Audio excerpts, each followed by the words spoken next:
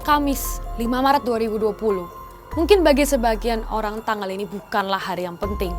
Tapi buat keluarga AP, inisial dari seorang bocah yang tewas dibunuh oleh seorang ABG, ini merupakan hari yang sangat pahit. AP merupakan gadis kecil berusia 5 tahun yang dibunuh oleh seorang remaja berusia 15 tahun berinisial NF. Sadis banget cara NF membunuh AP. Awalnya NF sengaja menenggelamkan mainan ke dalam bak mandi dan meminta AP untuk mengambilnya. Kemudian saat korban masuk ke dalam bak mandi untuk mengambil mainan itu, NF menenggelamkan kepalanya berkali-kali sampai AP nggak bernafas lagi. Setelah korban dipastikan meninggal, NF memasukkan jasad AP ke dalam lemari pakaian miliknya. Keesokan harinya, NF si pelaku melaporkan dirinya ke Polsek Taman Sari, Jakarta Barat. Tapi dalam laporannya, NF menyatakan dirinya nggak menyesal dan malah merasa puas. NF juga mengaku dirinya melakukan hal ini karena terinspirasi dari film-film horor dan thriller yang sering ditontonnya seperti Slenderman dan Boneka Chucky. Merinding banget aku nyeritainnya, tapi intinya Quick Insight kali ini akan ngebahas kenapa kok hal ini bisa terjadi. Apakah menonton film horor maupun thriller akan berdampak sekejam ini? Oke, sebelum menjawab pertanyaan tadi, kita harus lihat dulu latar belakang NF. Menurut para tetangganya, NF adalah anak yang pendiam, sering di rumah. Ia juga pandai di sekolah, selalu duduk di bangku paling depan dan sering memenangi lomba tenis meja.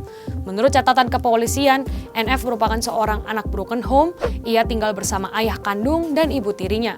Wakapolres Metro Jakarta Pusat AKBP Susatyo Purnomo menjelaskan ada beberapa coret-coretan dan gambar yang menunjukkan kebencian pelaku terhadap ayahnya. Kemudian ada juga gambar seorang wanita yang terikat dengan tulisan "Keep calm and give me torture" dan beberapa gambar Slenderman. Semuanya ini sedang diselidiki oleh kepolisian sebagai barang bukti. Dari akun sosial medianya, NF juga merupakan seseorang yang suka dengan anime dan beberapa kali berdandan sebagai cosplayer. Tapi yang membuat gue dan tim makin merinding adalah ketika kita melihat postingan akhir pada saat ia selesai membunuh korbannya. NF menulis bahwa ia menyimpan jasad AP di dalam lemari dan ia juga akan melaporkan dirinya. Tapi ternyata kejadian ini nggak hanya terjadi di Indonesia. Awal tahun 2019 lalu, seorang anak berusia 16 tahun bernama Aaron Campbell melakukan pemerkosaan dan pembunuhan terhadap seorang anak berusia 6 tahun bernama Alicia di Skotlandia. Menurut pengakuan Campbell, ia merasa puas dengan pembunuhan yang ia lakukan dan gak menyesal. Terus yang paling bikin ngeri, baik NF dan juga Campbell, dua-duanya suka banget nonton film Slenderman dan mengaku mendapat inspirasi dari film-film horor dan thriller sejenis ini dalam melakukan aksi kejahatannya. Terkait kasus ini, tim Quick Insight mewawancarai seorang psikolog anak via teks. Kita menanyakan apakah pengaruh menonton film-film horor dan thriller memang bisa mempengaruhi psikis anak untuk melakukan tindakan kejahatan seperti pembunuhan yang dilakukan oleh NF dan Campbell. Menurut psikolog pendidikan dan remaja dari Rumah Dandelion, Astrid Elizabeth, film bisa jadi sumber contoh agresivitas dan salah satu faktor pemicu pada anak. Tapi film bisa jadi bukan satu-satunya faktor yang mempengaruhi seorang anak untuk melakukan pembunuhan. Kemungkinan ada juga faktor pemicu lain dalam diri anak tersebut. Selain itu, Astrid juga berpendapat status NF sebagai anak broken home gak bisa dijadikan faktor penentu kejahatan yang dilakukan NF. Semuanya bergantung pada pola asuh.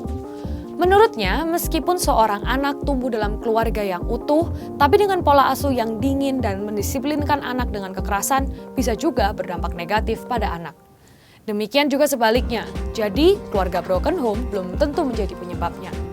Melihat dari kasus pembunuhan yang dilakukan oleh anak di bawah umur ini, kita pasti bertanya-tanya, hukuman seperti apa yang akan dijatuhkan kepada NF? Menurut Kabid Humas Polda Metro Jaya Kombes Pol Yusri Yunus, kasus ini masih dalam penyelidikan. Tapi, polisi akan menggunakan Undang-Undang Nomor 11 Tahun 2012 tentang Peradilan Anak. Yusril juga menegaskan NF hanya akan menerima setengah dari hukuman yang berlaku pada orang dewasa. Biasanya, hukuman maksimum yang berlaku bagi orang dewasa adalah 15-18 tahun penjara. Pernah nggak sih kalian kenal dengan remaja dengan ciri-ciri perilaku seperti NF? Menurut kalian, apa yang akan kalian katakan kalau kalian dikasih kesempatan untuk ngobrol dengan orang tersebut? Share komen kalian di bawah ya.